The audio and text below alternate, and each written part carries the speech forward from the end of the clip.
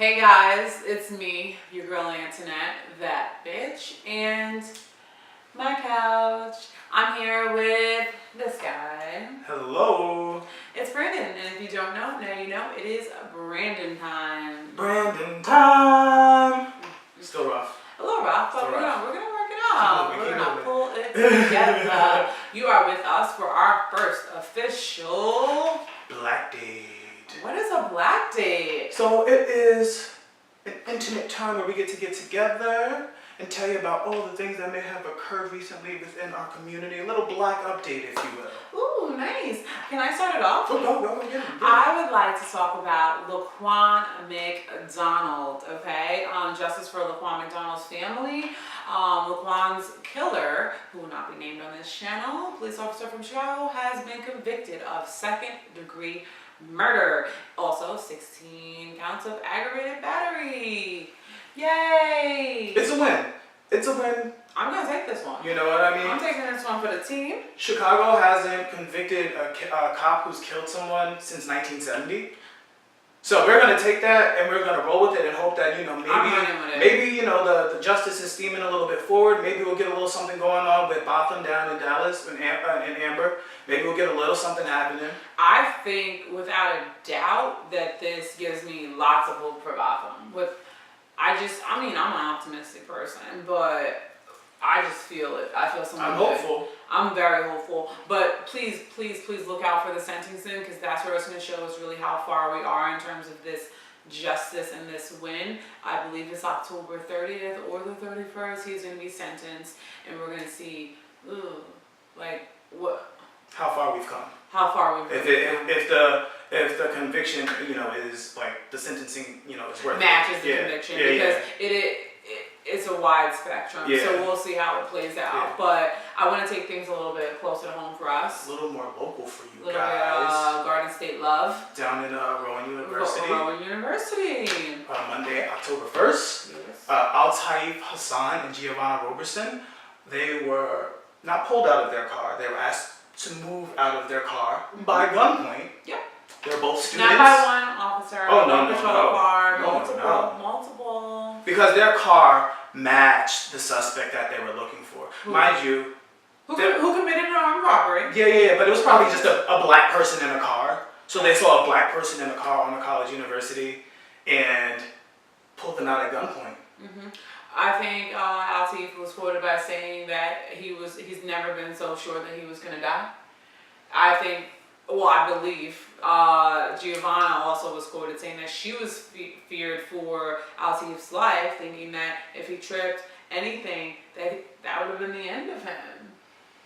It's problematic. We're really talking about it just to keep you updated, to let you know that these things are still going on. We want to celebrate things like, Laquan getting justice, but we have to keep focusing, keep talking about the things that are happening, especially when they're right in our backyard. Most importantly, the tragedy and the traumatic experience that we are still experiencing, because whereas Al-Taif and Giovanna walked away with their lives, they also now have this chip on their shoulder as it pertains to law enforcement, as well as emotional baggage that they didn't have when they just were young adult college students. You're going to have PTSD from someone pulling multiple guns out and one being an assault rifle. It's going to mess you up a little bit. An 18-year-old and a 21-year-old. I believe he may be 20 or 21. I think he's 21, but I feel like I don't believe that. Cooperating, hands out, multiple. I'm just happy they left with their lives. They left with their lives. But I feel it rolls into another really local story that we wanted to talk about. Michellene Davis. Yeah. Robert Wood Johnson, Barnabas Health. She is, the corporate affairs officer as well as executive vice president, I believe. Yep. The VP. So Thursday, October 4th, she was put on leave because she posted a comment to NorthJersey.com. It was in regards to the Fairlawn School District putting armed officers in schools, which my daughter has an armed officer in her school, and I just want to go on Michelene's side here with saying the first thing I thought of was not safety. It was actually fear, and Michelene's comment was actually that who are going to be who's going to be training them to not shoot and kill brown children first? Was it black girls and boys? Black girls and boys first. Yes. First. Yes. I just want to first say, we all know how well an armed officer protects students because it works so well in Parkland, right? It is important to hold people accountable, first and foremost. What Michellene Davis is doing right now is holding people accountable. 100%. You know, in July of 2016, Micah Xavier Johnson, he was blown up. Now, don't get me wrong, he did something wrong, right? Definitely. He killed 5 officers, injured another 7. But to contrast that story, you know, we've got Frederick Hopkins. Yes, who just last week, October 3rd. The day before Michelene's comment, by the way. Ooh, he shot 7, killed 1, and was brought into custody alive. So there's a long history of not valuing black lives and black bodies. Without a doubt. But I think that on a more lighter go note is Michellene is back with the hospital. She's back in her position. They give her a job, and I think they made some pretty dope statements as it pertains to.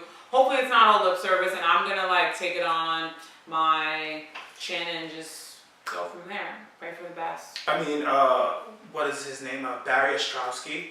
He's the president and CEO. I'm just gonna read it to you real quick. One part of it. He says, "While I do not plan to address the specifics around the actions of Ms. Davis and this communication, I will say that I do believe the apology for her initial statement to be sincere.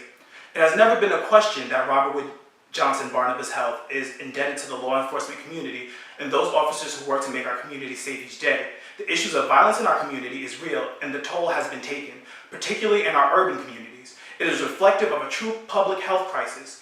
I believe this. Ms. Davis believes this, and members of the law enforcement with whom I have spoken believe this. It is from this position of commonality that we should and must start if we are to move forward and as a state and health system."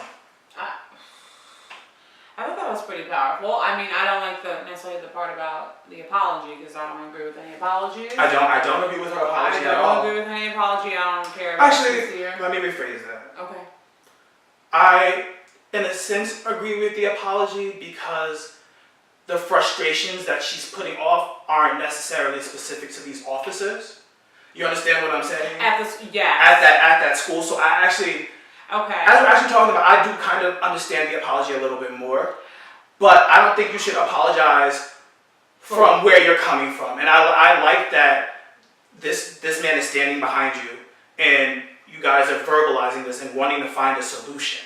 I agree. I agree that the apology was made for like a multitude of reasons, but I don't agree with her apologizing for what she believes and what she said because when I actually read the statement, I felt the same exact way. It raised the same exact questions in my mind. Who's going to be training them? Who's going to make sure that the kids at that school aren't going to be like Laquan Mcdonald or Tamir Rice? Like, who's going to hold them accountable? And I commend her because at the end of the day, what we have is change. What we have is a dialogue. We have a conversation instead of it just being hostility and anger. There's change that people are trying to make happen. I agree 100%. So I'm gonna say one time for Michellene. Thank God she got her job back. She's off of leave. Justice for Laquan. Whew. And hopefully justice for Botham. Justice for Botham, guys. Hopefully. And we're going to keep Hassan as well as Roberson in our hearts, our minds, and our prayers. And hopefully that someone's taking the right steps to make sure that these two are going to be healed from this incident. That's it, guys. Yeah. That's our Black Date. Bye-bye until the next one. See you guys next time. Maybe I'll bring flowers.